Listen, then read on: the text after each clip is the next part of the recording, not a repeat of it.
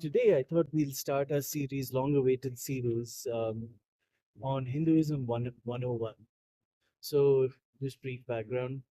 In the US university system, um, the way they structure courses is so 100 series courses are introductory courses, 200 series courses are also for more little, where you have to have that background knowledge of 100 series courses.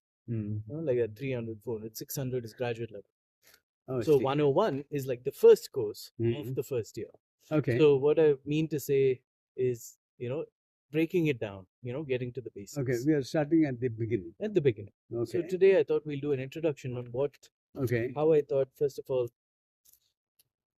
the first episode, or the first one would be, so what is Hinduism? What are the misconceptions? What are the current perceptions in the world?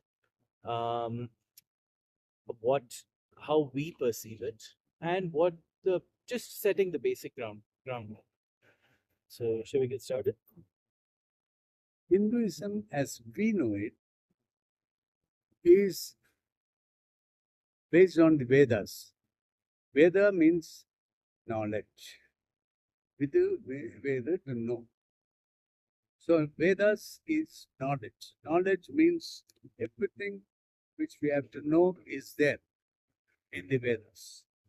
Whether it is called science or history or archaeology or astronomy or whatever knowledge is in the Vedas. And these Vedas were not created by human beings, but they were received by way of printing. So the Vedas are a complete, comprehensive bunch of knowledge as received by the sages through their mental equipment from the heavens.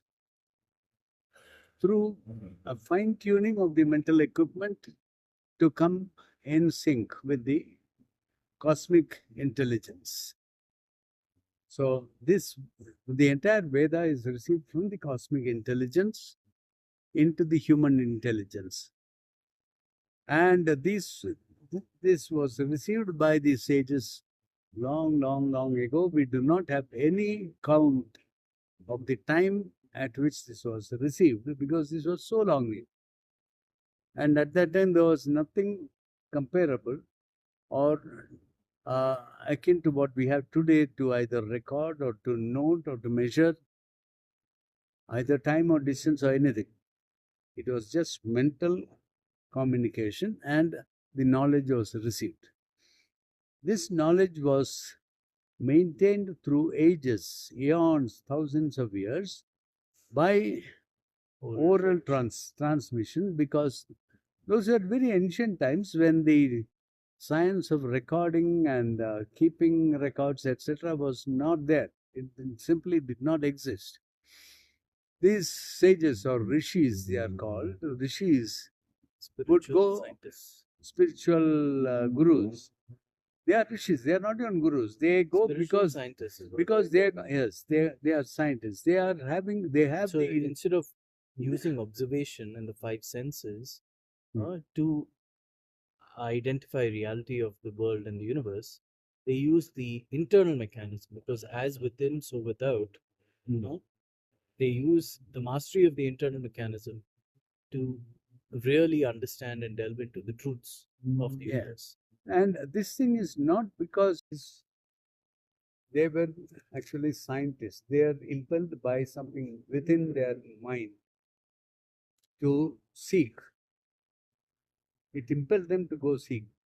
And this seeking was within them and into the beyond. Because the mind inside is connected with the mind outside, chitta.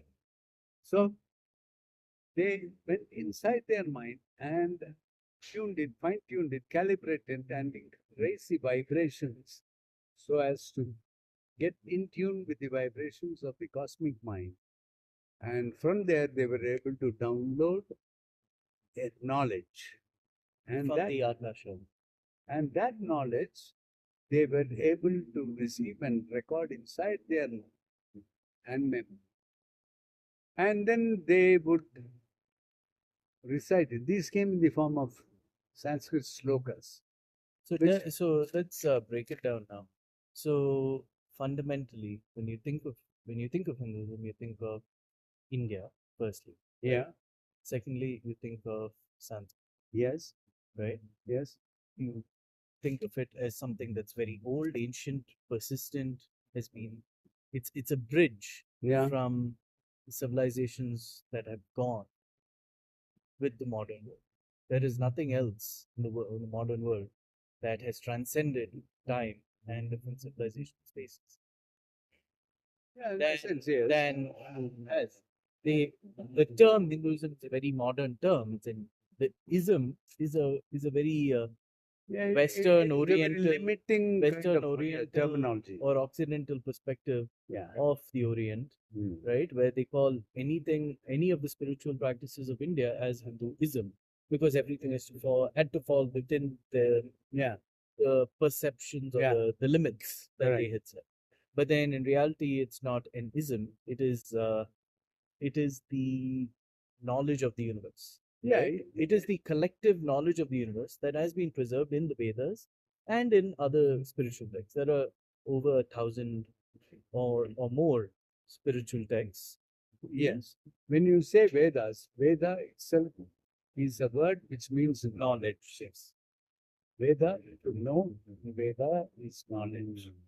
So this is knowledge. That is what we today is referred to as Hinduism. Yeah. Now, I was coming to where these rishis. Yes, or so we touch upon some important things, right? About it's not a religion of the book. No? Yeah. Instead, it is, and it's not a single individual, so like with a single proponent. Instead, it is the amassed knowledge Yeah. of these spiritual seekers, these advanced spiritual seekers, Yes. who we were rishis in the time, these advanced spiritual scientists. But there's a continuous lineage of in every generation. There's a continuous lineage of these spiritual minded people that are constantly advancing and adding to the whole Yes. milieu Yes. of texts. Yes. Which so as a result of that, it's not a single text Correct. sort of spirituality. It is a multitude of things, a whole library, It- multiple it- libraries it of is things. not a text saying you should do this, you should not do this, etc. And by text, it's not a physical text, it's a multitude of collections of thoughts, Knowledge. which are all implying or talking about the same thing Yes. in different words. Correct. So, to So give you- so people and the canon, the scripture, two things we touched.